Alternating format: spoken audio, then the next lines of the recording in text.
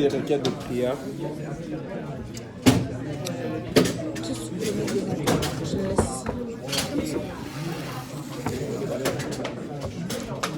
Comment ça va, Duncan? En forme? Est-ce que vous avez des requêtes de prière? Un peu Yes, moi j'ai une requête de prière pour le salut des âmes à Hochelaga. C'est moi Hochelaga. Priez pour eux, pour que Dieu les touche.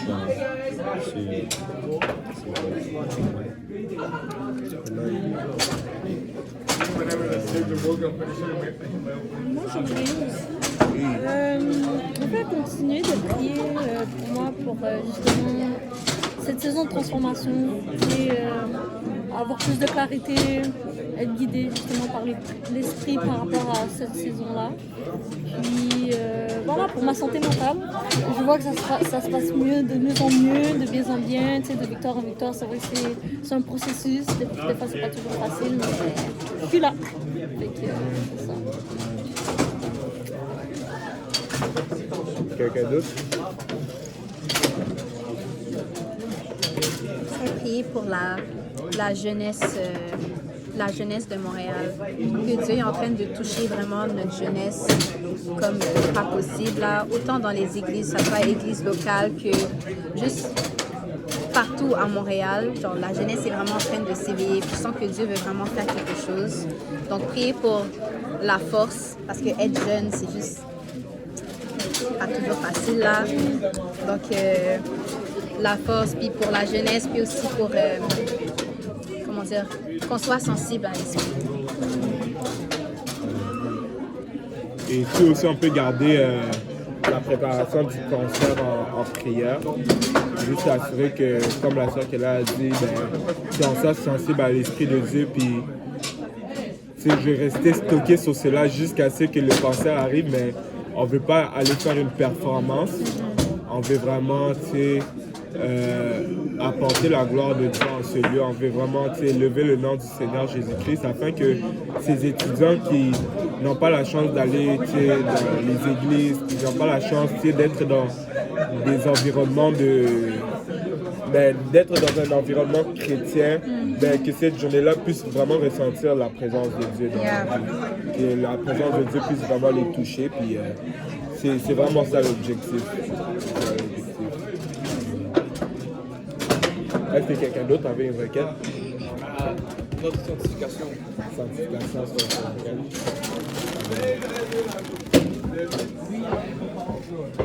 C'est tout. Voilà, on a du Seigneur. On va tous élever nos voix en unité puis prions tous ensemble. Alléluia, Seigneur Jésus, nous te remercions pour ton amour, ta bonté, ta fidélité, ta grâce et miséricorde, Seigneur Jésus. Alléluia, Seigneur, nous venons, Seigneur, remettre les requêtes entre tes mains ce matin, Seigneur Jésus. Éternel, Alléluia, nous venons prier pour la sœur Alexia, Seigneur. Alléluia, nous prions, Seigneur, afin que tu la guides, Seigneur, Papa, que jour après jour, Seigneur, Papa, que tu puisses lui montrer ta volonté, Seigneur, Papa, sur sa vie. Prions, Seigneur, Papa, afin que, Seigneur, tu sois un guide, Seigneur, Papa. Que chaque jour, Seigneur, Papa, elle puisse marcher dans ta volonté, Seigneur. Que chaque jour, Seigneur, elle ne puisse point, Seigneur, Papa, se détourner de tes voies, Seigneur Jésus. Que chaque jour, Seigneur, Papa, qu'elle puisse s'appuyer sur toi, Seigneur, Papa. Toi qui es son refuge, Seigneur. Toi qui es sa forteresse, Seigneur, Papa. Alors que, Seigneur, Papa, elle est dans une saison, Seigneur, Papa, de transformation, Seigneur, Papa. Nous prions, Seigneur, Papa, afin que tu sois auprès d'elle, Seigneur Jésus. Afin que, Seigneur, Alléluia, Jésus, tu puisses, Seigneur, la faire grandir, Seigneur, Papa, spirituellement, Seigneur, Papa. Afin que, Seigneur, Papa, elle puisse réellement, Seigneur, Papa, découvrir son identité, Seigneur, Papa, en Christ. Alléluia, Père éternel, nous venons remettre, Seigneur, Papa, Alléluia, les jeunes, Seigneur, Papa, de Montréal entre tes mains, Seigneur, Papa.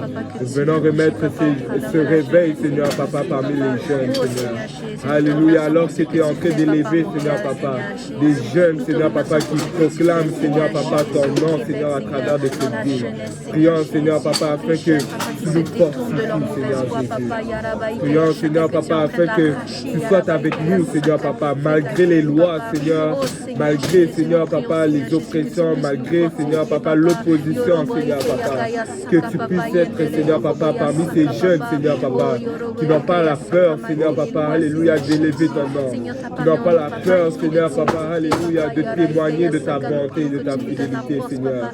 Alléluia, nous prions, Seigneur, papa, afin que tu sois parmi nous, Seigneur, papa, que la ville de Montréal, Seigneur Jésus, puisse être une ville, Seigneur, papa, qui soit reconnue, Seigneur, papa, comme une ville qui élève, Seigneur, le nom du Seigneur Jésus. Seigneur, nous venons prier, Seigneur, papa, alléluia, pour le frère Duncan, Seigneur Jésus. Prions, Seigneur, papa, afin que tu agis, Seigneur, dans sa vie.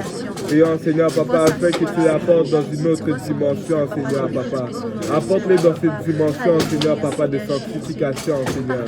Alléluia. Alors qu'il cherche, Seigneur, papa, à se rapprocher de plus en plus, Seigneur, papa, à toi, Seigneur. Prions, Seigneur, papa, afin que tu le guides, Seigneur, papa. Alléluia. Afin que tu sois, Seigneur, papa, son guide, Seigneur. Afin que ta parole, Seigneur, papa, puisse être une lumière à ses pieds, Seigneur. Une lumière sur son chantier, Seigneur. Alléluia, que le frère Duncan, Seigneur, puisse ôter toute distraction, Seigneur, papa. Alléluia, que ce soit les relations, Seigneur, papa. Que ce soit à l'école, Seigneur, papa. Que ce soit dans sa vie personnelle, Seigneur. Prions, Seigneur, papa, afin que tu ôtes, Seigneur, papa, toute distraction, Seigneur. Afin que, Seigneur, il puisse se concentrer sur toi seulement, Seigneur Jésus. Alléluia, Père éternel, nous venons remettre, Seigneur, papa, cette étude biblique entre tes mains, Seigneur, papa. Ta parole déclare, là où que 2 ou 3 sont réunis, Seigneur, papa, tu te trouves au milieu, Seigneur. En priant, Seigneur, papa, afin que ton esprit sorte au milieu de nous, Seigneur Jésus. Prions, Seigneur, papa, qu'à travers, Seigneur, papa, du ministère de ta parole, Seigneur, que nous puissions, Seigneur, papa, recevoir ta parole, Seigneur, papa, avec un cœur grand ouvert, Seigneur Jésus. Que cette parole, Seigneur, soit plantée au fond de notre cœur, Seigneur. Et que cela pousse et apporte du fruit pour la vie éternelle, Seigneur Jésus. Te disons encore merci, Seigneur, pour tout ce que tu fais, Seigneur. C'est en ton Saint-Nom que nous avons élevé nos voix. Disons tous au nom de Jésus. Au nom de Jésus. Au nom de Jésus. Au nom de Jésus. Merci, Seigneur Jésus. Alléluia. Gloire au nom du Seigneur. On va reprendre, espérant la parole de Dieu, où est-ce qu'on s'était laissé. Est-ce que quelqu'un a sa chance? Amen. Tu l'as quoi? Oui. En ligne? Est-ce que tu peux la faire? J'aurais dû la T'as ta tablette? Est-ce que tu peux la faire? J'oublie toujours... En fait, je pense que j'ai perdu ma chance. Tu peux demander à Pasteur de faire un airdrop. Un quoi? Un airdrop. Un airdrop? Non, c'est mieux de l'avoir en papier. Oh, en papier. Yes. Je pense que j'en ai 2, Jeff et puis... T'en as 2? Je pense, mais je pense que j'ai la nouvelle puis j'ai l'ancienne. Mais il faudrait que je vérifie dans mes affaires. Ok. Parce qu'il y a une ancienne version. Pourquoi vous êtes rendu où, là? Ça, c'est l'ancienne version. C'est Ça, c'est l'ancien? l'ancienne. Ouais, c'est l'ancien. Non, mais J'ai c'est good. jamais vu la nouvelle. Ben, C'est celle qu'on utilise l'habitude, la nouvelle. J'en sais pas, ça c'est... celle-là? Non, ça c'est l'ancienne. Moi, je suis celle-là. On était rendu là. Et les deux, c'est super bien. Yeah. Mais c'est quoi, c'est genre juste les Je images? m'excuse. Je vais juste aller... Excusez-moi.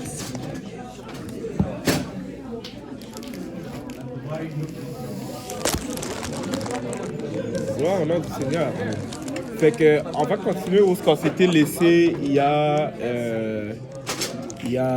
2 semaines. Je pense la dernière fois qu'on a fait... Ici. Ah, t'as perdu la page? Il y a 2 semaines, on s'était laissé...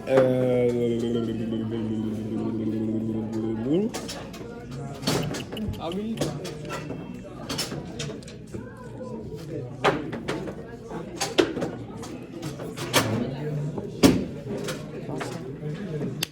Il y a 2 semaines, on était rendus...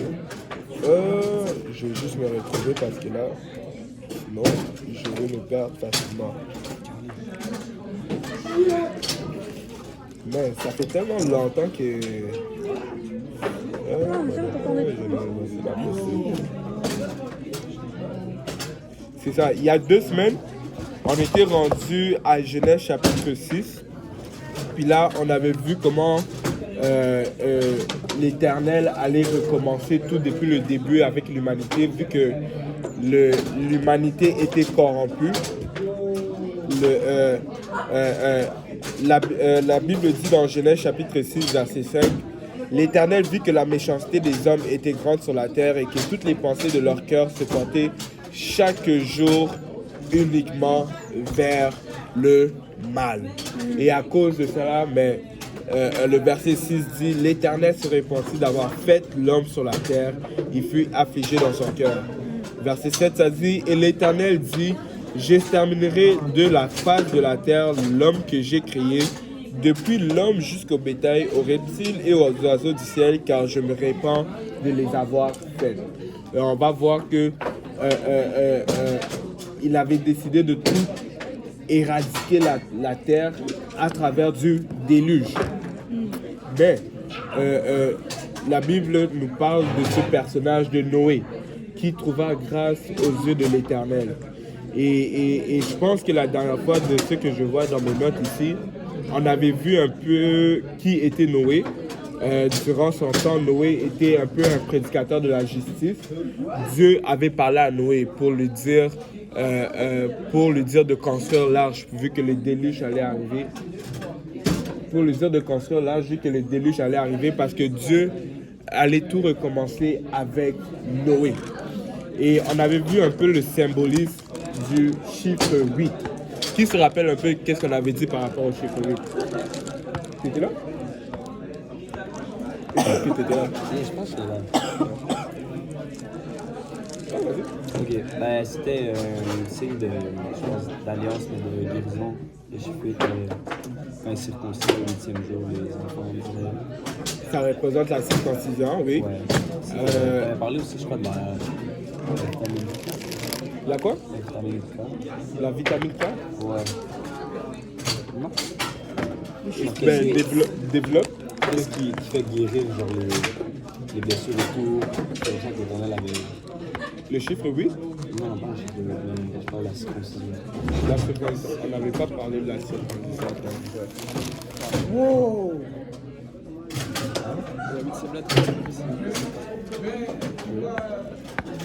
Mais oui, le chiffre 8 était un symbolisme de la circoncision quand l'Éternel a fait alliance avec Abraham. Il est venu voir Abraham et il a dit que le signe de leur alliance, c'était la circoncision. Et à travers de la circoncision, mais qu'est-ce qui est arrivé? Ben, c'était que si un mâle naissait dans la famille d'Abraham, il devait être circoncis au 8e jour. Comment ça va, Arsena? T'es en retard, là? Non, je blague. Il devait être circoncis au 8e jour. Qui d'autre se rappelle qu'est-ce qu'on avait vu par rapport au chiffre 8? Qu'est-ce que ça représente d'autre?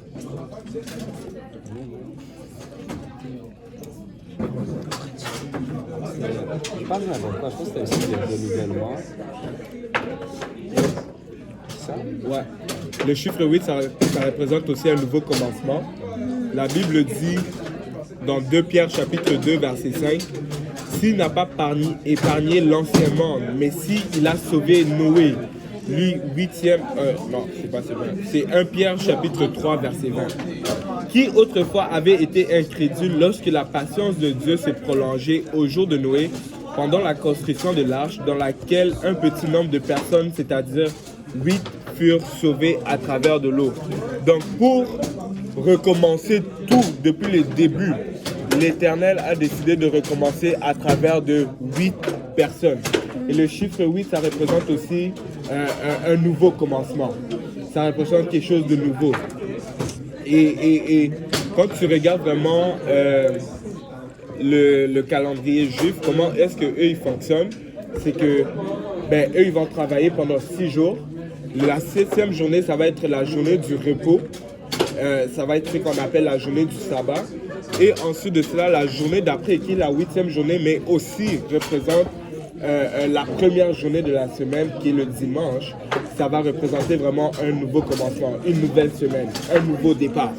Et le chiffre 8, c'est vraiment ce qui représente un nouveau départ. Et avec la circoncision, on avait vu aussi que cela est aussi le signe de l'alliance que l'Éternel a donnée dans le Nouveau Testament. Cela est aussi le signe de l'alliance que l'Éternel a établi dans le Nouveau Testament. Et quand tu regardes à travers du Nouveau Testament, en ce qui concerne la circoncision, je vais juste trouver le passage, comme ça on va le lire.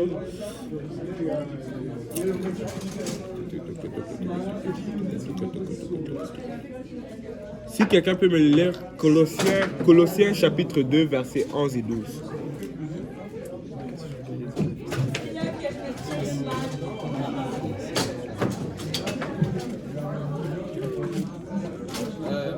Et c'est en lui que vous avez été circoncis de la circoncision que la main n'a pas faite, mais de la circoncision de Christ, qui consiste dans le dépouillement du corps et de la chair. Ayant été enseveli avec lui pour le baptême, vous êtes aussi ressuscités en lui et avec lui pour la foi en la puissance de Dieu qui l'a ressuscité. Et la Bible dit, vous avez été circoncis d'une circoncision que la main n'a pas faite, mais de la circoncision de Christ, qui consiste dans le dépouillement du corps de la chair, ayant été enseveli avec lui par le baptême. Vous êtes aussi ressuscités en lui.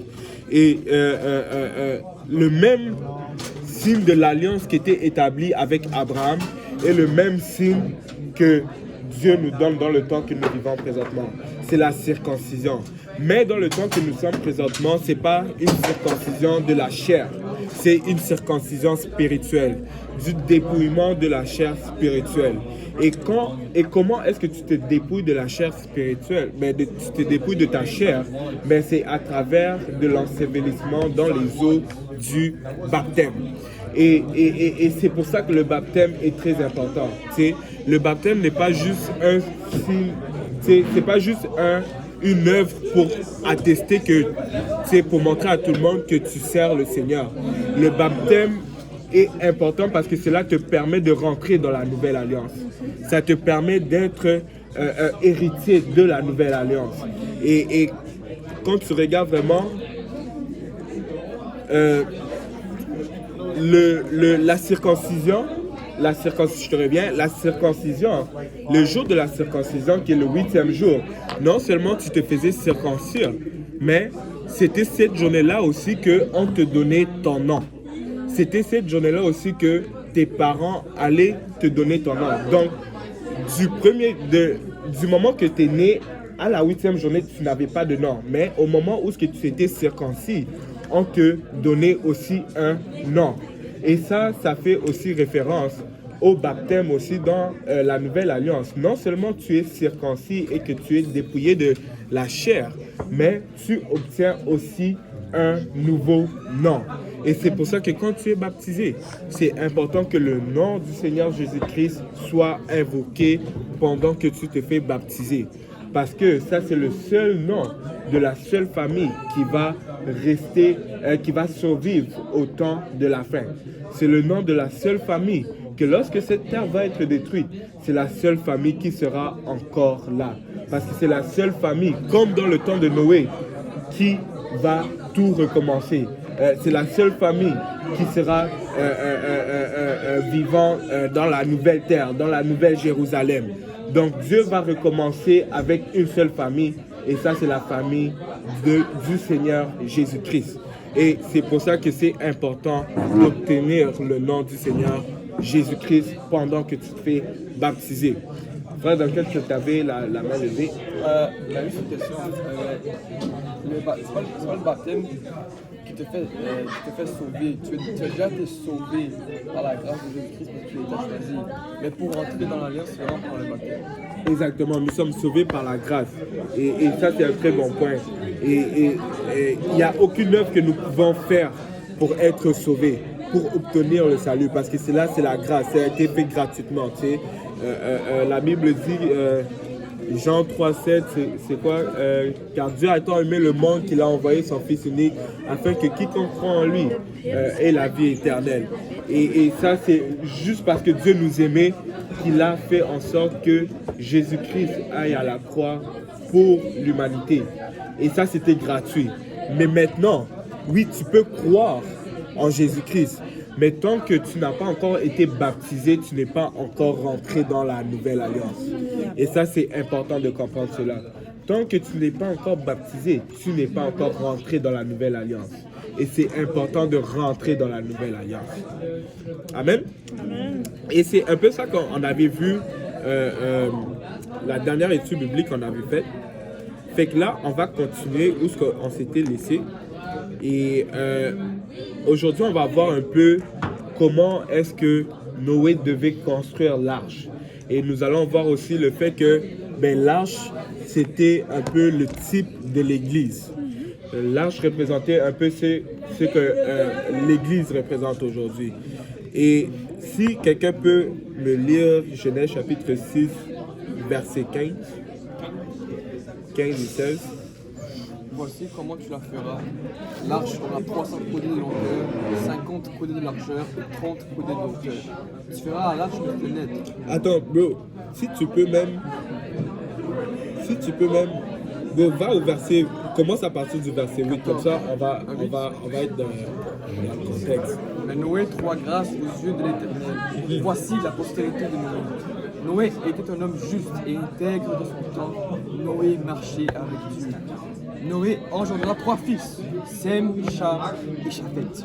La terre était corrompue devant Dieu, la terre était pleine de violence.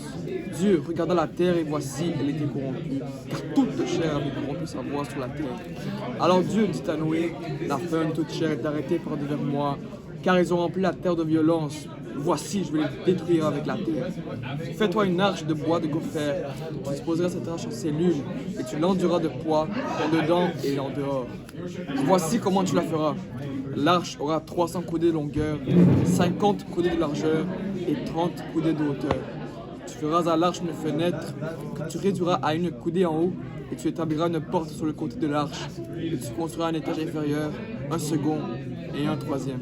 Et ici, la Bible dit au verset 15, « Voici comment tu feras l'arche. L'arche aura 300 coudées de longueur, 50 coudées de largeur et 30 coudées de hauteur. Tu feras à l'arche une fenêtre. » Donc, dans l'arche, il y avait juste une seule fenêtre qui était placée en hauteur. Et ici, la fenêtre, c'était un peu comme... Si tu t'imagines un peu étant dans l'arche, tu sais, alors que Noé était dans l'arche et qu'il y avait le déluge un peu partout, tu sais, c'était la catastrophe à l'extérieur. Tu sais, sûrement il y avait plein de corps morts, tu sais, qui étaient en train de flotter avec l'eau. Tu sais, Noé ne pouvait pas voir qu'est-ce qu'il y avait à l'extérieur, mais il savait que l'extérieur c'était la catastrophe. C'était complètement, tu sais, c'était le désastre à l'extérieur. Et la seule manière que Noé pouvait voir l'extérieur, la seule manière que Noé recevait la lumière qui venait de l'extérieur, c'était à travers de cette fenêtre. La lumière rentrait d'une seule manière et c'était à travers de la fenêtre. Et ici, la fenêtre, ça représente un peu le Seigneur Jésus-Christ. La fenêtre va représenter un peu le Seigneur Jésus-Christ. Vous savez, alors que nous nous trouvons dans le temps de la fin, le monde va aller de plus en plus pire. Le monde va se virer de plus en plus pire. Les guerres vont continuer d'aller. Les guerres vont toujours continuer. Il y aura toujours des nouvelles guerres. Il y aura toujours la famine. Il y aura toujours l'inflation. Le monde s'en va de plus en plus pire. Mais alors que le monde s'en va de plus en plus pire, qu'est-ce que nous devons faire en tant qu'enfants de Dieu? C'est de garder nos yeux vers le Seigneur Jésus-Christ. Et le Seigneur Jésus-Christ, si quelqu'un peut me lire Jean chapitre 8, verset 12. Et si quelqu'un d'autre peut me trouver Psaume chapitre 25, verset 15.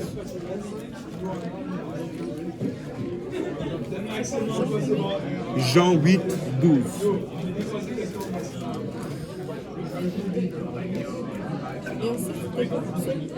Psaume 25, 15.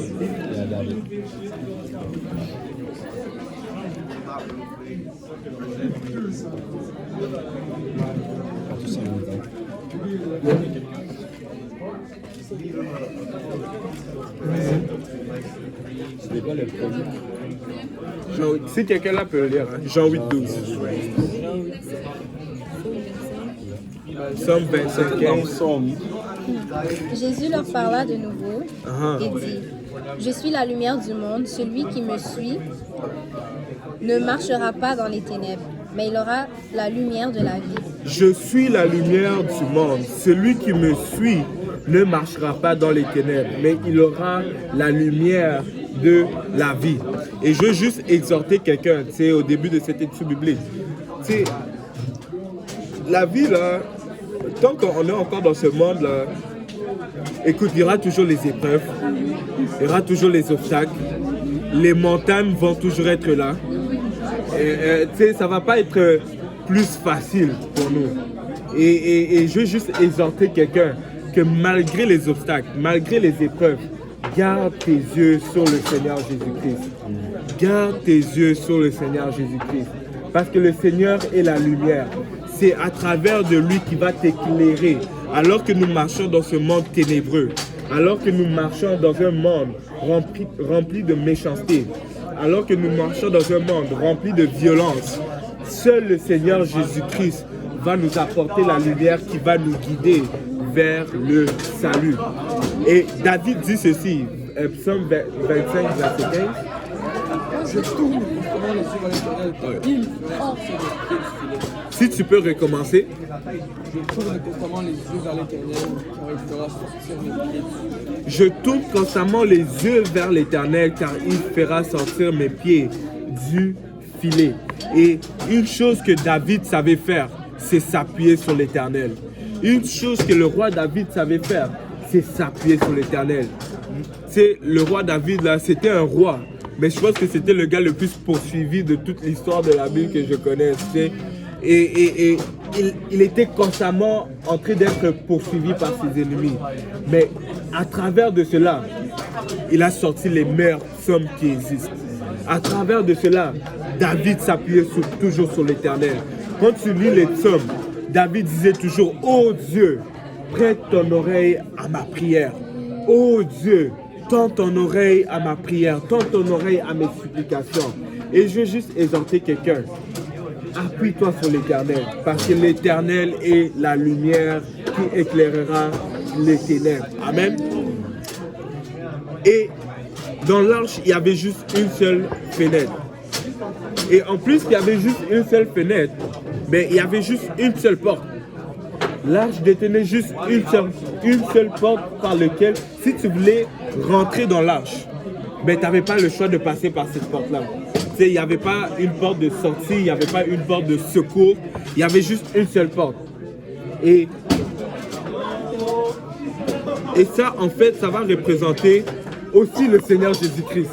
Amen. Le Seigneur Jésus-Christ, il est tout. Il est la fenêtre, il est là. Il est tout. Et ça représente le Seigneur Jésus-Christ. Si quelqu'un peut me lire Jean chapitre 10, à partir du verset 7.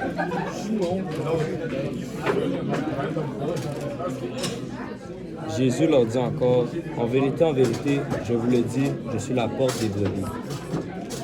Tous ceux qui sont venus avant moi sont des voleurs et des brigands. Mais les brebis ne les ont point écoutés. Je suis la porte, si quelqu'un entre par moi, il sera sauvé. Il entrera et il sortira, et il trouvera des pâturages. Je suis la porte. Si quelqu'un entre par moi, il sera sauvé. Il entrera et il sortira et il trouvera des pâturages. Et alors que dans l'arche, il y avait une seule porte. Alors que dans l'arche, il y avait une seule porte. Si, durant le temps de déluge, tu voulais être sauvé, tu voulais assurer ton salut, ben, il fallait que tu passes par cette porte pour rentrer dans l'arche. Il n'y avait pas d'autre porte. Il y avait juste une seule porte qui pouvait t'assurer ton salut. Et alors que nous sommes dans le temps de la grâce, il y a juste un seul moyen que nous pouvons assurer notre salut, c'est à travers du Seigneur Jésus-Christ. Il n'y a pas d'autre moyen que nous pouvons assurer notre salut. Vous savez, l'arche représente un peu l'Église. C'est pour rentrer dans l'Église, tu n'as pas d'autre choix de passer par le Seigneur Jésus-Christ.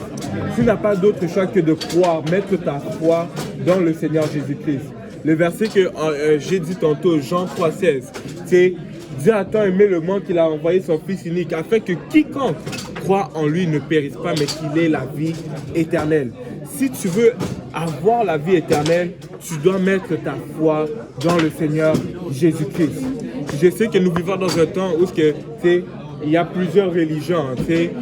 Certaines religions vont dire que non, tu dois suivre les voies de Mohamed, tu dois suivre les voies de Gandhi, tu dois suivre les voies de Ezili ou de certains autres prophètes. Non, c'est à travers du Seigneur Jésus-Christ. Amen. Nous n'avons pas d'autre moyen d'assurer notre salut que si c'est par le Seigneur Jésus-Christ. Et oui, il faut que tu mettes ta foi dans le Seigneur Jésus-Christ. Oui, c'est bien de croire au Seigneur Jésus-Christ. Mais quand tu rentrais dans la porte de l'arche et quand tu te trouvais dans l'arche, tu allais te retrouver devant 3 étages. Si tu peux me relire Genèse chapitre 6, verset 16. Tu feras l'arche une fenêtre, tu mettras une coudée en haut. Tu établiras une porte au bout de l'arche et tu construiras un étage inférieur, un second et un troisième. Et il dit, tu construiras un étage inférieur, un second et un troisième. Et quand tu rentrais dans l'arche, tu te retrouvais devant ces 3 étages-là. Et ça, c'est un symbolisme. Pour rentrer dans l'église, pour s'assurer que tu as le salut, tu dois rentrer à travers du Seigneur Jésus-Christ qui est la porte. Mais quand tu rentres à travers du Seigneur Jésus-Christ, c'est pas juste de croire que le Seigneur Jésus-Christ est ton sauveur, ton Seigneur et ton sauveur personnel. Mais tu as aussi 3 étapes pour parvenir au salut. Tu as aussi 3 étapes à accomplir pour que tu puisses t'assurer que je suis, si je peux dire ça, tu as aussi 3 étapes que tu dois faire pour t'assurer que j'ai la vie éternelle. Et ces 3 étapes-là, ça se retrouve dans Actes chapitre 2, verset 38. Si on peut le lire.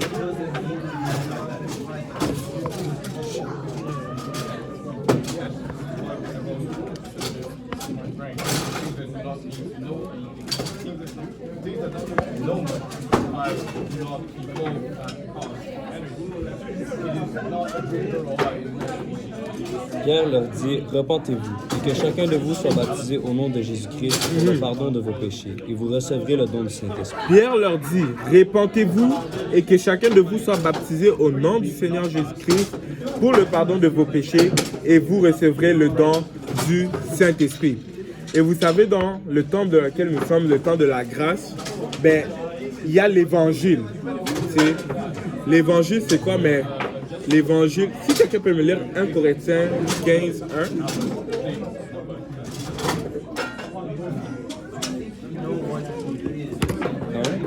1. Ouais, 1 jusqu'à 4.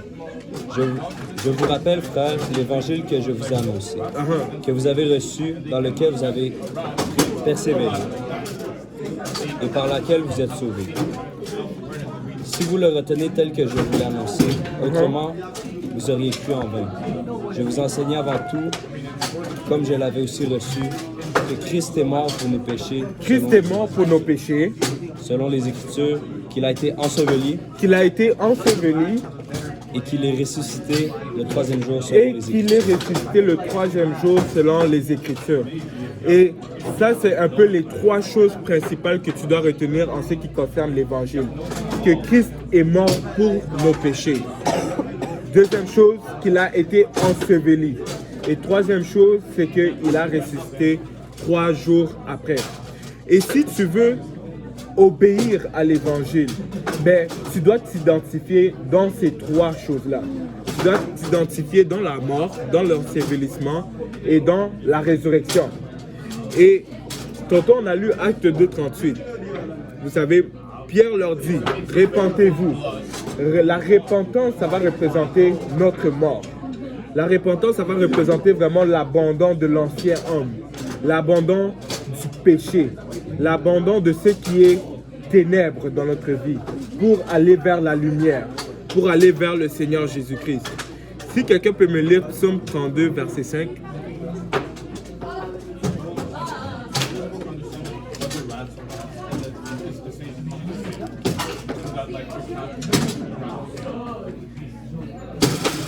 Psaume 32, verset 5. Et ça, c'est vraiment un verset de repentance. Je t'ai fait connaître mon péché, je n'ai pas caché mon iniquité. J'ai dit, j'avouerai mes transgressions à l'Éternel, et tu as effacé la peine de mon péché. Je t'ai fait connaître mon péché et je n'ai pas caché mon iniquité. J'ai dit, j'avouerai mes transgressions à l'Éternel, et tu as effacé la peine de mon péché. Et ça, c'est vraiment la repentance. La repentance, c'est vraiment un demi-tour, si on peut dire ça comme ça. Alors que tu marchais peut-être que dans l'addiction, alors que tu marchais peut-être dans la drogue, dans l'alcool, peut-être tu marchais dans la fornication, peut-être que tu marchais dans les relations pas saines, tu sais, mais tu fais un demi-tour et maintenant tu marches dans la paix, tu marches dans la joie et tu marches vraiment dans l'abondance de ce que le Seigneur Jésus-Christ te donne. Et ça, c'est vraiment la repentance. C'est vraiment reconnaître tes péchés. Reconnaître que tu vis dans le mal, que tu commets le mal et que tu veux remettre cela devant le Seigneur Jésus-Christ afin que le Seigneur Jésus-Christ puisse te pardonner de tes péchés. Et ça, c'est la première étape pour obéir à l'Évangile, la repentance. Et ça, c'est ce qui représente l'étage inférieur de l'arche. Alors que tu rentres à travers de la porte qui représente le Seigneur Jésus-Christ, tu te retrouves devant l'étage inférieur qui est l'étage de la repentance. Mais il n'y a pas seulement l'étage inférieur. Salut, comment ça va? Oui. Allô, c'est chaque mercredi à partir de midi jusqu'à 14h pendant la pause commune d'enfants. Fait que c'est disponible, tu sais, si t'as pas d'excuses. Mercredi, il faut qu'on te voit là. Super. Yes. Dans le fond, on fait une étude biblique, ça s'appelle Explorant la parole de Dieu. Puis ça commence de Genèse, on commence de Genèse, puis on s'en va jusqu'à Apocalypse. Là, présentement, on est rendu au temps du déluge. Je sais pas si tu connais, ouais, exactement, c'est ça. On est rendu au temps du déluge. Fait que dans le fond, qu'est-ce qu'on fait? On lit les passages, puis on soutient les passages qui nous enseignent le plus. Exactement, c'est bien ça. C'est ça. Puis il y a aussi les vendredis, à partir de 15h. 15h, on fait des louanges et exhortations ici à l'église. Salut! Moi, je suis déjà sur le team. Vous êtes dans l'église? Ben, la plupart d'entre nous, mais c'est différent l'église, c'est vraiment, ouais, il y a d'autres personnes aussi. Exactement. C'est vraiment ça. Toi aussi? Super. Yes. C'est quoi ton nom? Pauline. Ok, super. Et toi? Moi, c'est Noïji. Nunji. J. Super. Pauline et Noïji. Yes, c'est ça, c'est la fin de session. Hein? C'est chargé. Hein? Vous êtes dans une technique ou... Quelle technique? Administration et gestion. Ah, ça, je sais qu'il y a beaucoup de travaux à la faire. Mais que le Seigneur vous fortifie. À la prochaine. Oh, gloire à Dieu. le mettre à tailler. Fait que, alors que tu rentrais dans l'arche et que tu te retrouvais devant l'étage inférieur qui représente la repentance, mais il y avait aussi la deuxième étage. Et la deuxième étage, ça représente la deuxième étape à l'obéissance de l'évangile. Tantôt, on a dit que l'évangile, c'est la mort, l'ensevelissement et la résurrection. Et la deuxième étape de l'évangile, c'est l'ensevelissement. Et ça va vraiment représenter l'obéissance à l'évangile à travers du baptême d'eau au nom de Jésus-Christ. Tantôt, on l'avait lu, mais on va le relire encore. Colossiens chapitre 2. versets 11 et 12.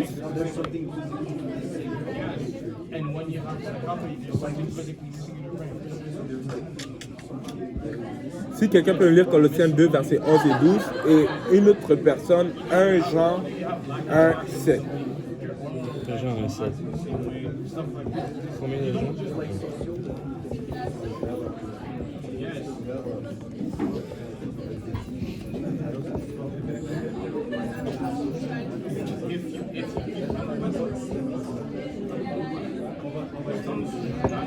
C'était quoi? C'est un Colossien. Colossiens chapitre 2, versets 11 et 12. Ok, je vais vous lire. Et c'est en lui que vous avez été circoncis d'une circoncision que la main n'a pas faite, mais de la circoncision de Christ qui consiste dans le dépouillement du corps de la chair. Ayant été ensevelis avec lui par le baptême, vous êtes aussi ressuscités en lui et avec lui par la foi en la puissance de Dieu qui l'a ressuscité des morts. Ayant été ensevelis avec lui par le baptême. Et pour s'identifier dans l'ensevelissement du Seigneur Jésus-Christ, ben, c'est à travers du baptême. Il n'y a pas d'autre moyen. Quand tu regardes vraiment le mot baptême, qu'est-ce que ça veut dire? C'est baptizo. Ça veut dire vraiment être plongé ou immergé en grec. Et c'est pourquoi le baptême, quand on le fait, ça doit être par immersion. Ça doit être un ensevelissement parce que ça nous représente, ça nous identifie dans l'ensevelissement de l'Évangile. Amen. Et si quelqu'un d'autre peut lire 1 Jean 1, 7. Il vint pour servir de témoin, pour rendre témoignage à la lumière, afin que tous crussent par lui. Mais 1 Jean 1, 7. Oh, j'ai dit Jean 1, 7. 1 Jean 1, 7. On est back. Non, you got it, bro. Tu peux le retrouver.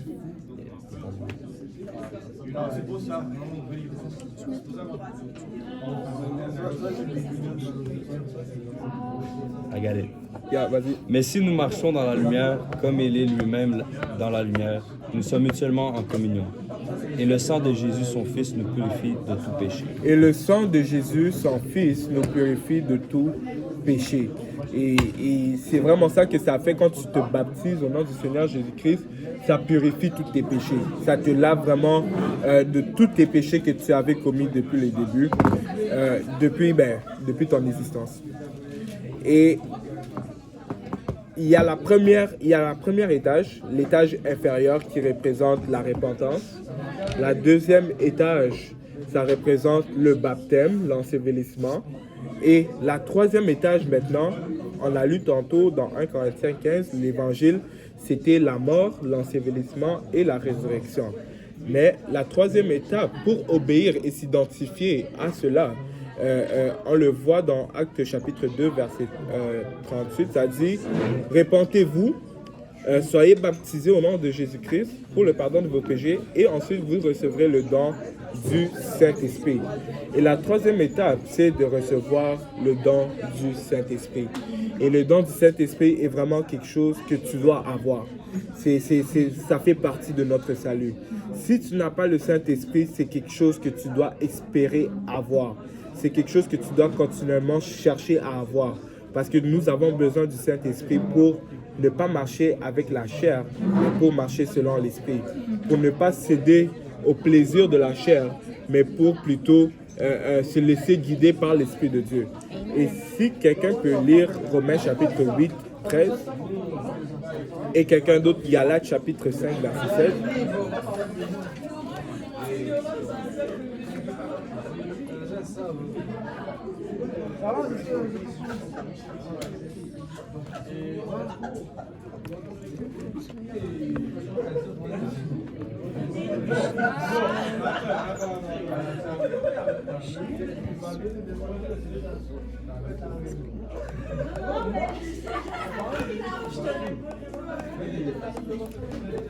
Romains 8, 13 et Galates 5, 16. Je peux lire le Romains 8, 13. Ok. Si vous vivez selon la chair, vous mourrez. Mais si par l'esprit vous faites mourir les actions du corps, vous vivez. Si vous vivez selon la chair, vous mourrez. Mais si par l'esprit vous faites mourir les actions du corps, vous vivrez. C'est pour ça que nous avons besoin du Saint-Esprit. Sans le Saint-Esprit, on est juste des êtres charnels. Sans le Saint-Esprit, on va continuer à céder à nos plaisirs charnels et on va continuer à faire plein de péchés. Mais quand tu reçois le Saint-Esprit, tu as vraiment cette conviction d'arrêter de commettre certains péchés. Et salut Joshua, ça va? Si quelqu'un d'autre peut me lire Galates 5:16. J'ai dit donc, marchez selon l'esprit et vous n'accomplirez pas les désirs de la chair. Marchez selon l'esprit et vous n'accomplirez pas les désirs de la chair. Et c'est pourquoi que recevoir le Saint-Esprit fait partie de notre salut.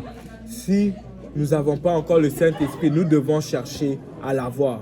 Et je vais juste exhorter quelqu'un ici, c'est à travers de ces 3 étapes-là, que ce soit la repentance, que ce soit le baptême d'eau au nom de Jésus-Christ, ou que ce soit recevoir le don du Saint-Esprit. Si vous ne l'avez pas encore fait, ou si vous n'avez pas encore été baptisé, ou si vous n'avez pas encore reçu le Saint-Esprit, venez me voir, comme ça on peut en discuter, on peut en parler, parce que c'est vraiment salutaire. C'est quelque chose que nous devons avoir absolument. Amen. Et quand tu rentrais dans l'arche, tu te retrouvais devant ces 3 étages. L'étage inférieur, l'étage, le second et le 3e. Et on a vu que c'est un peu une représentative de l'évangile. L'évangile, c'est la mort, l'ensevelissement et la résurrection du Seigneur Jésus-Christ. Et si tu veux obéir à l'évangile, tu dois le faire à travers de la repentance, tu dois le faire à travers du baptême d'eau au nom de Jésus-Christ et tu dois le faire en recevant l'Esprit du Seigneur Jésus-Christ. Amen. Amen. Et tu peux continuer, si quelqu'un peut me lire, on peut continuer la lecture dans Genèse chapitre 6, verset 16.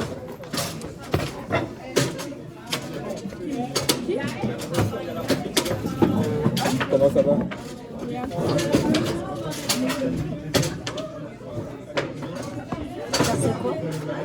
Genèse chapitre 6, verset 17.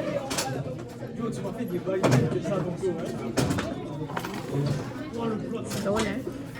Non, c'est juste parce qu'à chaque fois que Vasilissa vient, genre... En tout cas, tu peux lire. Ok, je lis 17. Parce que je comprenais pas censé d'aller finir sa phrase. En tout cas. Et moi, je vais faire venir le déluge d'eau sur la terre pour détruire toutes les chairs, ayant souffle de vie sous le ciel. Tout ce qui est sur la terre périra. Je continue? Ouais, jusqu'au verset 22. Aïe. Mais j'établis mon alliance avec toi, tu entreras dans l'arche, toi et tes fils, ta femme et les femmes de tes fils avec toi. De tout ce qui vit, de toute chair, tu feras entrer dans l'arche 2 de chaque espèce pour les conserver en vie avec toi. Il y aura un mâle et une femelle, des oiseaux selon leur espèce, du bétail selon son espèce, et de toutes reptiles de la terre selon leur espèce. 2 de chaque espèce viendront vers toi pour que tu leur conserves la vie. Et toi, prends tous les aliments que l'on mange et faisons une provision auprès de toi afin qu'ils te servent de nourriture ainsi qu'à eux. C'est ce qui fit Noé. Il exécuta tout ce que Dieu lui avait ordonné. C'est ce que fit Noé, il exécuta tout ce que Dieu lui avait ordonné. Amen. Et ici, si Noé n'aurait pas fait tout ce que Dieu lui avait dit de faire, la construction de l'arche, la mesure, comment est-ce qu'il devait juste mettre une seule fenêtre, comment il devait juste avoir une seule porte. Si Noé avait juste désobéi, n'avait pas obéi à un seul détail de ce que Dieu lui avait dit, moi, je pense que sincèrement que Noé aurait péri aussi avec les autres. Parce qu'en réalité, l'obéissance à la parole de Dieu vaut mieux que juste avoir essayé un peu, juste avoir... l'obéissance vaut mieux que le sacrifice. L'obéissance vaut mieux que juste faire un peu. Parce que Dieu s'attend à ce que nous obéissons à sa parole complètement. Dieu s'attend à ce que sa parole soit suivie de A à Z. Il ne s'attend pas à ce que nous fassions la moitié. Il ne s'attend pas à ce que nous fassions le 1/3, le 1/4. Il s'attend à ce que nous suivons sa parole de A à Z. Et c'est pourquoi, vous savez, en ce qui concerne l'évangile, aujourd'hui je parle beaucoup de l'évangile, mais gloire à Dieu. En ce qui concerne l'évangile, puis le salut, c'est la nouvelle naissance. C'est important d'obéir à cela. C'est très important d'obéir. Oui, c'est bien de connaître l'évangile. Oui, c'est bien de connaître la parole du Seigneur Jésus-Christ. C'est bien de venir ici, c'est se rassembler. C'est bien d'aller à l'église. C'est bien de prier. C'est bien de lire ta Bible. C'est bien de jeûner. C'est bien de ministrer, de chanter à l'église, de danser comme la sœur Alessa danse. Mais si tu n'as pas encore obéi à l'évangile, mais laisse-moi te dire que tu es en train de sauter des étapes. Tu es en train de sauter des étapes. La première étape, avant même tout cela, avant même de ministrer à l'église, avant même de commencer à jeûner, avant même de commencer quoi que ce soit, ça doit être l'obéissance à l'évangile. Ça doit être la nouvelle naissance. Et on le voit avec Samuel.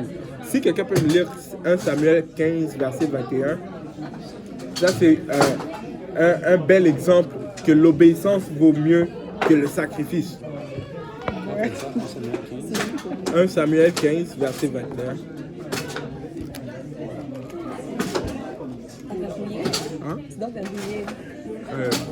Mais le peuple a pris sur le butin des brebis et des bœufs comme prémisse de ce qui devait être dévoué, afin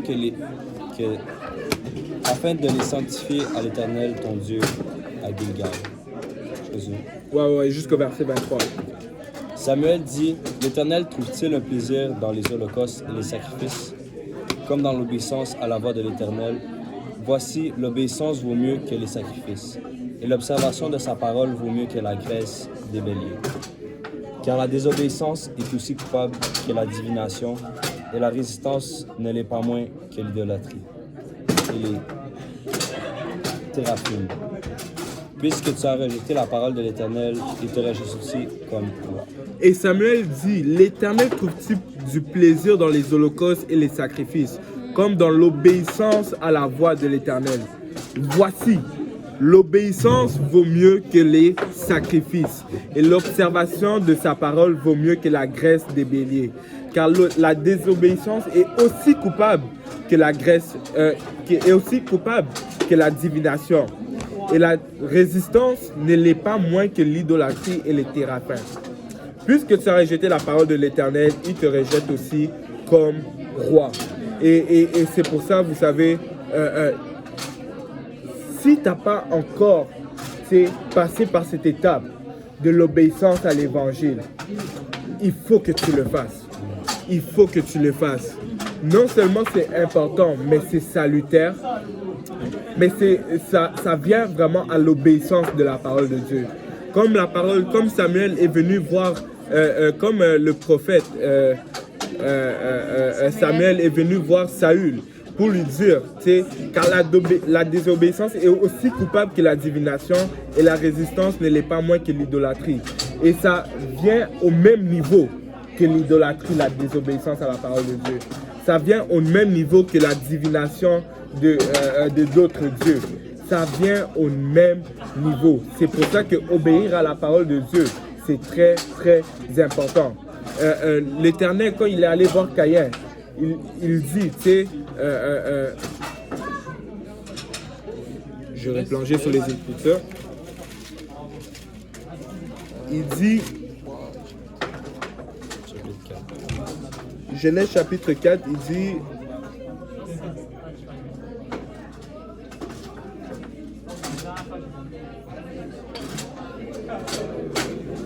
il dit, à partir du verset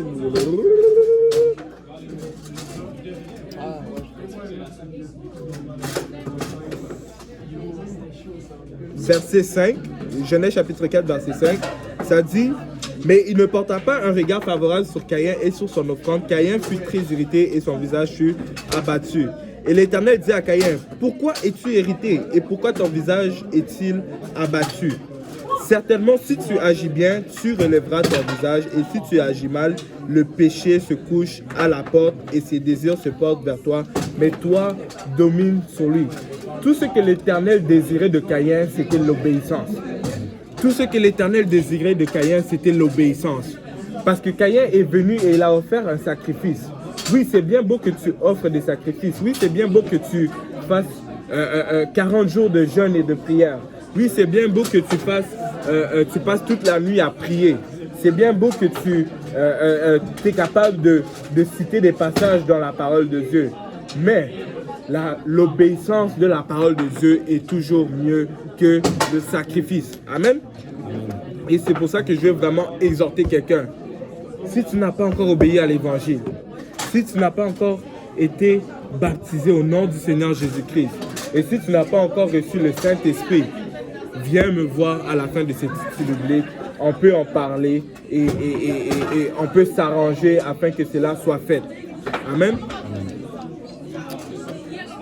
Et on va s'arrêter pour aujourd'hui.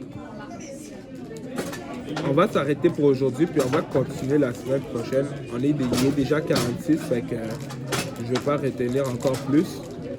Fait que s'il y a quelque chose à retenir aujourd'hui, vraiment, à travers de tout ce que nous avons vu, tout d'abord, c'est que l'Éternel est notre lumière. Amen.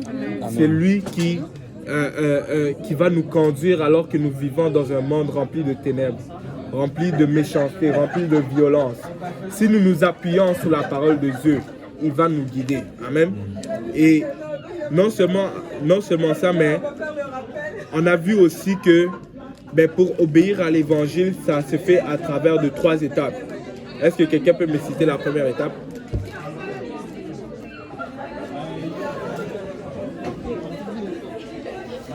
Ouais, la repentance. L'ensevelissement. L'ensevelissement. La résurrection. La résurrection. Et pour obéir vraiment à l'évangile, ça doit se faire à travers de ces 3 étapes-là. La repentance, l'ensevelissement dans les eaux du baptême et à travers du don du Saint-Esprit. Quand tu reçois le Saint-Esprit qui représente la résurrection de l'évangile. Et s'il y a une autre chose que nous devons retenir, c'est que l'obéissance à la parole de Dieu vaut mieux que nos sacrifices. L'Éternel s'attend à ce que nous obéissons à sa parole. Il s'attend pas à ce que nous soyons parfaits, mais il s'attend à ce que nous obéissons à sa parole. Amen. Il s'attend à ce que nous lisons sa parole. Il s'attend à ce que sa parole est là pour nous guider. Sa parole est là pour nous donner la direction. Sa parole est là pour nous réconforter. Sa parole est là pour nous donner la joie, pour apporter les bénédictions dans nos vies. Et c'est pour ça que il s'attend à ce que nous obéissons sa parole. Il s'attend à ce que nous suivons sa parole comme c'est écrit. Amen. Amen. Gloire au nom du Seigneur. Est-ce que quelqu'un avait quelque chose d'autre à rajouter ou une question?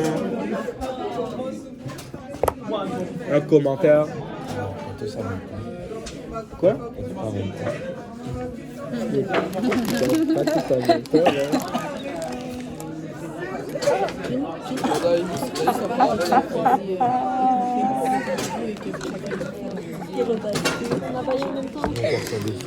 Je sais pas, mais dans le fond, quand tu regardes vraiment, à ce moment-là, le Seigneur Jésus-Christ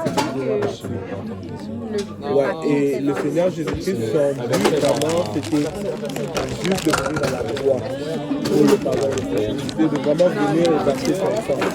Et justement, pourquoi il a ramasser des disciples, c'était justement pour accomplir cette mission de faire des disciples et d'annoncer l'évangile. C'était pas ça sa mission. Sa première mission, c'est 1 jusqu'à 6. 1, 2, 3, 4, 5, 6. Et sa première mission, c'était de nous sauver de nos péchés. Ça le dit dans Matthieu, quelque chose comme ça, ça dit voici dans ce qu'il appellera Jésus parce qu'il viendra pour sauver le peuple de leurs péchés. Sa deuxième mission, ça sera de venir pour juger. Et c'est ça, c'est deux missions. C'est juste ça. Le reste, c'est à nous de le faire. Annoncer l'évangile, faire des disciples, et afin que le royaume de Dieu avance. Ça, c'est à nous. Ça, c'est notre mission. C'est ça. Oui, Duncan. C'est vrai que celui qui n'a pas appelé Jésus, Oui. c'est pas le péché. Ben si t'es pas... Continue. Donc, mais Paul dit que tous les croyants qui laissent pas le péché, et donc il est capable de faire du bien. Donc, c'est vraiment par la grâce. Ça, c'est marque sélection. Ça, c'est son nom. Qui est Ça, c'est quelqu'un les qui petits est entré son dans nom. la famille de Jésus-Christ. Donc, ma Donc, ça, question, c'est mieux. Non, non, est-ce t'inquiète. que quelqu'un... Non, c'est juste que j'ai pas envie de biscuit, mais Un c'est livre normal à que ça soit mieux que ça. Qu'est-ce que tu veux dire par un livre à Ça, vivre? c'est marque sélection. C'est genre de... La version C'est chic. comme Dieu dit, chaque bonne action devant Dieu, c'est juste du linge sale. Donc, personne ne peut faire le bien sans Jésus-Christ. Et donc, cela veut dire que personne ne peut choisir de faire du bien. Personne ne peut choisir de faire du bien dans tous les cas. Donc, cela veut dire alors que personne a un libre arbitre. Ben oui, on a un livre à arbitre parce que je sais pas si tu te rappelles au début dans Genèse, il y a cette leçon, je pense que tu l'as déjà faite même, c'est le pouvoir du choix. Et quand Adam a désobéi à la parole de l'Éternel, c'est du fruit de l'arbre de la connaissance du bien et du mal, mais qu'est-ce qu'il a mangé? Il a mangé le fruit de l'arbre de la connaissance du bien et du mal.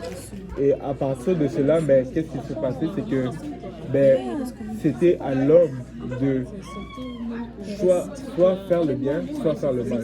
On a la connaissance de cela. On a la connaissance de choisir de soit faire le bien et soit faire le mal. Mais est-ce qu'on est esclave du péché? Oui, on est esclave du péché, mais on peut toujours prendre la décision de ne plus être esclave du péché. Je ne sais pas si tu vois un peu. Mais donc, ça veut dire que c'est plus la grâce. Parce qu'on fait Non, c'est la grâce. Parce que si le Seigneur Jésus-Christ n'était pas venu pour mourir à la croix pour nos péchés, ben, ça n'aurait pas été la grâce. C'est comme, avant cela, tout le monde se basait sur la loi. Je ne sais pas si tu connais un peu Jérusalem. Là, je vais aller un peu plus loin, mais à Jérusalem, il y avait ces groupes religieux, les Sadducéens, les Pharisiens. Tout cela se basait sur la loi et sur eux-mêmes. Oh, moi, je dois laver mes mains avant de manger parce que je sais que ça va me mener au paradis. Ils avaient toutes ces règles-là qui étaient établies. Et ils pensaient que cela allait les mener au paradis, allait les mener au royaume de Dieu. Mais dans le temps que nous vivons maintenant, nous savons que nous pouvons se rendre dans le royaume de Dieu. Mais cela n'est pas à cause que nous faisons certaines œuvres. C'est parce que le Seigneur Jésus-Christ a versé de son sang à la croix. Et ça a été fait gratuit. Il ne l'a pas fait parce que Duncan a décidé de venir aujourd'hui à Marie-Victorin. Il l'a fait gratuitement. C'était gratuit. Ouais, juste comme ça. Gratuit. Comme on a lu dans Jean 3,16, car Dieu a tant aimé le monde par amour. Il l'a fait. Il a envoyé son Fils pour que nous puissions avoir la vie éternelle. Et ça, qu'est-ce que ça fait en fait? C'est que tu peux pas, c'est rendu, ça te met dans cet état où que tu n'as pas le droit de dire que à cause que j'ai fait ça, j'ai le droit de mériter la vie éternelle. Tu vois un peu? Tu n'as pas le droit de dire que à cause que j'ai donné de l'argent à un itinérant, j'ai absolument le droit de me retrouver dans le royaume de Dieu. Non. C'est ça. Le royaume de Dieu a accès au royaume de Dieu par la grâce, parce que le Seigneur est mort à la croix pour toi. Si quelqu'un dit par exemple, je vais aller au royaume de Dieu parce que j'ai donné ma vie à Jésus. Mais là, ça vient à... Ben c'est ça, là ça vient à la définition de c'est quoi obéir. C'est à la personne, il faut que tu lui demandes c'est quoi C'est quoi pour ça que- obéir? C'est pour ça que je crois que ce n'est pas nous qui faisons, c'est 100% lui. C'est 100% Jésus-Christ qui choisit qui est sauvé et qui n'est pas sauvé. Il est même écrit dans les évangiles que ce ne sont pas, c'est pas les apôtres qui ont décidé d'obéir à Jésus-Christ, mais c'est Jésus-Christ qui a choisi ses disciples. Oui, mais là, ça vient à deux choses complètement différentes. Parce que les apôtres et le salut, c'est quelque chose de complètement différent. Quand tu regardes vraiment, oui, c'est pas nous qui... Je te dirais oui et non. Oui, on a la vie éternelle par la grâce. Ça, c'est, on peut pas l'enlever, le fait qu'on a la vie éternelle par la grâce. Mais on a aussi des œuvres que nous devons faire. Par exemple, obéir à l'évangile à travers de la repentance, à travers du baptême, recevoir le Saint-Esprit, aller à l'église, lire la parole de Dieu, prier. Parce que si tu ne fais pas tout cela, mais tu peux perdre ton salut à la fin de la journée. Si tu ne te soumets pas à la volonté de Dieu, si tu dis, moi je crois au Seigneur Jésus-Christ, et que tu ne lis jamais la parole de Dieu, et que tu ne pries jamais, comment tu expectes d'être guidé par l'Esprit du Seigneur? Comment tu expectes de marcher dans la volonté de Dieu? Comment tu expectes tout cela jusqu'à te rendre dans la vie éternelle, jusqu'à te rendre dans le royaume de Dieu? Si ici sur terre, tout ce que tu as été, c'est charnel. Tu vois un peu? C'est pourquoi que si tu regardes dans Jacques, ça dit, je vais trouver le passage, mais ça dit, la foi sans les œuvres, elle est morte. Jacques chapitre 4, Jacques chapitre 4. verset... Dans Jacques chapitre 2, C'est ça, Jacques chapitre 2, verset 4, je pense. Si je ne me trompe pas. Jacques chapitre 2, verset 14. Attends, verset 14? Ouais. Ouais, si tu peux le lire. Mes frères, que sert-il à quelqu'un de dire qu'il a la foi s'il n'a pas les œuvres? La foi peut-elle le sauver? Si un frère ou une sœur sont nus et manquent de la nourriture de chaque jour, que l'un d'entre vous leur dise « Allez en paix, chauffez-vous et vous rassasiez », et que vous ne leur donniez pas que ce qui est nécessaire au corps, à quoi cela sert-il? Il en est ici de la foi. S'il n'a pas les œuvres, elle est morte en elle-même. C'est ça, tu vois un peu? Fait que, oui, ça commence avec la foi, croire au Seigneur Jésus-Christ. Et ça se suit ensuite de cela par nos œuvres. Parce que, oui, tu peux avoir la foi, oui, tu peux dire que moi je crois au Seigneur Jésus-Christ, mais il faut que tu le demandes à travers de tes œuvres. Il faut que tu le demandes à travers de ta vie sur la terre. Il faut que tu fasses des bonnes œuvres, que tu fortifies les autres, que tu pries pour les autres, que tu fasses du bien autour de toi. Matthieu te parle de... Moi je suis pourri pour mémoriser les passages là, mais Matthieu te dit on est la lumière, nous sommes la lumière. Attends. Dans le sermon de la montagne. Ouais, exactement. Je pense que c'est Matthieu. Je pense que c'est 7. Ok, comment tu adapterais un enfant mettons, de l'usage 15, 18 ans, voire même 15 ans? Sur 16, 19 ans. Ouais, moi, 18 et 6. Chapitre 6, verset... C'est vers la fin. Ouais, non, c'est... Non, c'est 5. 5 verset 13. 5 verset 13. Verset 13. Ouais. Ah, go. Ouais. Vous êtes le sel de la terre, mais s'il le sel perd de sa saveur, avec quoi lui rendra-t-on? Il ne sert plus qu'à être jeté dehors et foulé aux pieds par les hommes. Vous êtes la lumière du monde, une ville située sur une montagne ne peut être cachée. Et on n'allume pas une lampe pour la mettre sur le boisseau, mais on la met sur le chandelier et on éclaire tous ceux qui sont dans la maison. Verset 16. Que votre lumière luise ainsi devant les hommes, afin qu'ils voient vos bonnes œuvres et qu'ils glorifient votre Père qui est dans les cieux. Que votre lumière luise devant les hommes afin qu'ils voient vos bonnes œuvres. C'est qu'on doit te voir faire les bonnes œuvres. C'est ça. Et ça, c'est après qu'on se souffle. Oui, exactement. C'est ça. Parce que tu es guidé par le Saint-Esprit aussi. Ça, c'est après avoir obéi à l'évangile. Donc notre salut, c'est par la grâce seulement. C'est pas grâce plus. Non, c'est ça. Ça, jamais par les ça, œuvres. c'est jamais par les œuvres. Parce que il y en a, pourquoi c'est pas par les œuvres? Parce qu'il y en a, c'est ça comme je te disais justement, hein, ils vont faire les bonnes œuvres, ils vont se dire, ben, à cause que j'ai fait les bonnes œuvres, j'ai le droit d'être dans le royaume de Dieu. J'ai la vie éternelle, c'est sûr. Non, c'est pas du tout ça. Oui, tu dois faire les œuvres, mais c'est pas les œuvres qui déterminent que tu vas te rendre dans le royaume de Dieu. Je sais pas si c'est un peu clair. Mais oui, ça commence avec la foi, ça commence avec la croyance. Et ensuite de ça, exactement. Parce que si tu ne crois pas, tu ne vas pas faire la foi. C'est ça.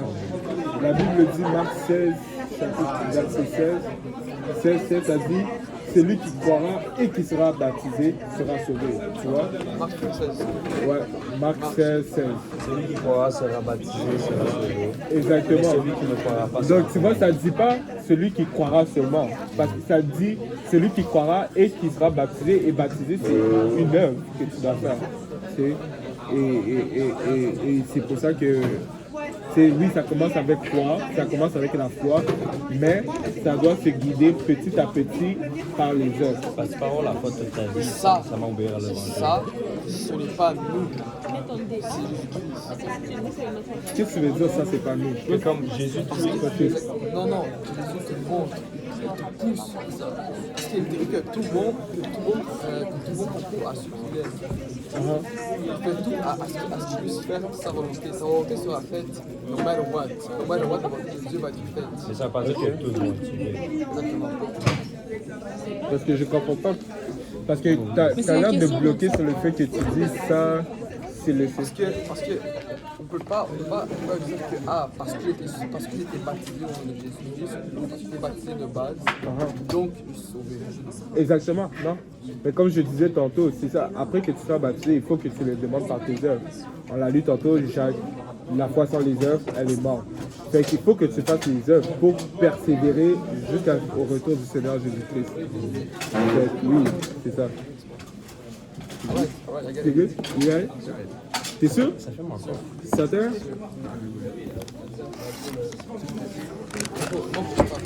Il faut que tu bouges? Ok.